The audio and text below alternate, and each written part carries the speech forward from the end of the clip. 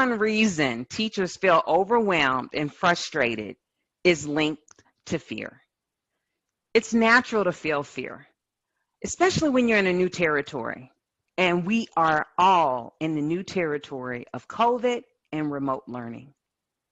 Fear is closely linked to change. But teachers have to deal with more change than most other professionals. Why? We have to learn new systems, new programs, new instructional strategies, adjust to new leadership, new district directives, new ways of developing interactive lessons, how to effectively plan in a changing school environment.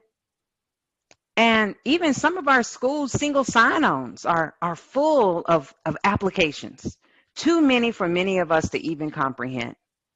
It parallels with how teachers are now being asked to do too many tasks in a limited amount of time.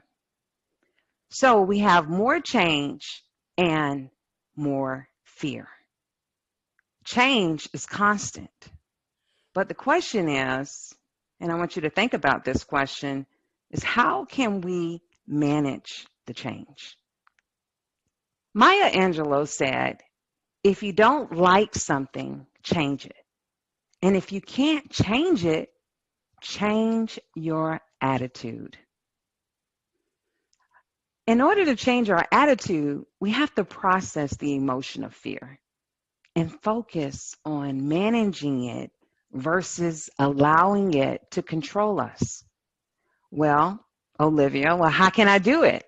Well, first, let's focus on what is causing the fear the most. I highly suggest right now, just write down a list of things that trigger frustration in you that's related to teaching or just the career of teaching in general. Think about 2 things that really frustrate you. Next, I want you to think of what can you do or what support do you need to address those concerns?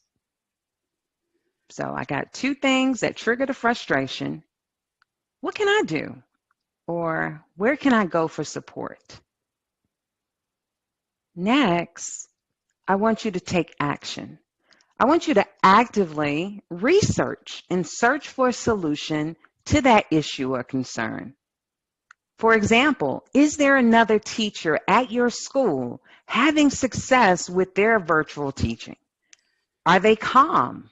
Do they seem in control? Could you talk to them to find out what strategies are they using? Because success repeats itself. Next, if the problem is totally out of your hands, what can you focus on to channel your energy towards things you can control? For example, I cannot control all these new trainings my principal has given me that I'm required to attend, but I can control mastering one of the trainings. Whatever you focus on will expand. What will you focus on? And what you focus on will eventually come back to you.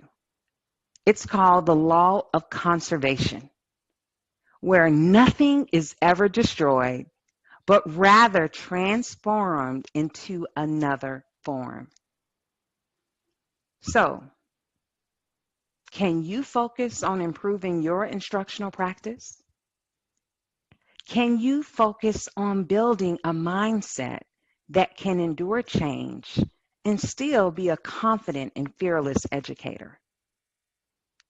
Can you focus on building stronger relationships with your students and their families? Only you can answer that question. However, if you can change your attitude, you can change your state of mind. And the mind is what creates fear. I like to think of fear as a false experience accepted as reality. It's just in our mind, and we accept it as our reality. So every thought, every feeling, every desire is a product of our thinking, which is connected to our attitude. We can control our thinking if we focus on the most important things, things that we have a direct influence over versus things that are not under our control.